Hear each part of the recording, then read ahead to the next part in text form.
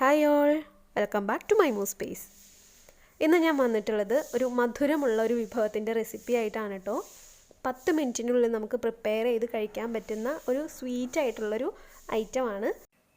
അപ്പോൾ അതിനെന്തൊക്കെയാണ് വേണ്ടത് എന്നും അതെങ്ങനെയാണ് പ്രിപ്പയർ ചെയ്യുന്നതെന്നും നോക്കിയിട്ട് വരാം.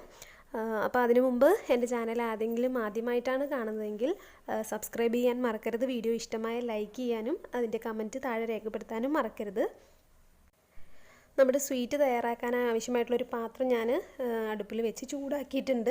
അതിലേക്ക് ആവശ്യത്തിന് നെയ്യ് ചേർത്ത് കൊടുക്കാം. എന്തോരമാണോ നമ്മൾ ഈ രണ്ടാമത്തെ ഇൻഗ്രീഡിയൻറ്റ് ചേർക്കുന്നത് അതിനനുസരിച്ചിട്ടുള്ള നെയ്യ് വേണം കേട്ടോ എടുക്കാനായിട്ട്.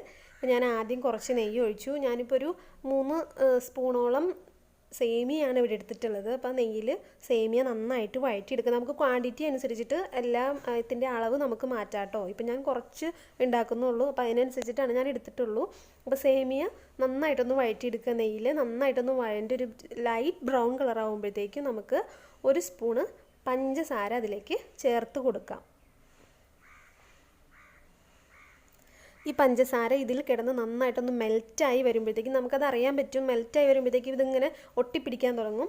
അപ്പോൾ ആ ഒരു പരുവാകുമ്പോഴത്തേക്കും നമുക്ക് തീ ഓഫ് ചെയ്തിട്ട് ഇത് നേരെ ഒരു പാത്രത്തിലേക്ക് മാറ്റി കൊടുക്കാം. നമുക്ക് ഏത് ഷേപ്പിലാണ് വേണ്ടത് ആ ഷേപ്പിലുള്ള പാത്രത്തിലേക്ക് മാറ്റാം. അല്ലെങ്കിൽ നന്നായിട്ട് പരന്ന പാത്രത്തിലേക്ക് മാറ്റിയിട്ട് അത് അപ്പം തന്നെ സ്പൂണ് വെച്ച് ജസ്റ്റ് ഒന്ന് കട്ട് ചെയ്ത് ഷേപ്പാക്കി വെക്കുകയാണെങ്കിൽ അതായിരിക്കും കുറച്ചുകൂടി എളുപ്പം.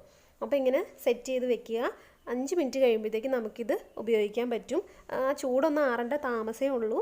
അപ്പോൾ അതേ ഇവിടെ നമ്മുടെ ഐറ്റം റെഡി ആയിട്ടിരിക്കുകയാണ്. ഭയങ്കര ക്രിസ്പി ആയിട്ടുള്ള സ്വീറ്റ് ആയിട്ടുള്ള ഒരു ഐറ്റമാണ്.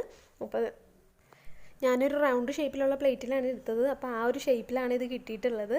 ഇത് നന്നായിട്ട് നല്ല ക്രിസ്പി ആയിട്ടായിട്ടിരിക്കുന്നത്. ഭയങ്കര സ്ട്രോങ് ആണ്.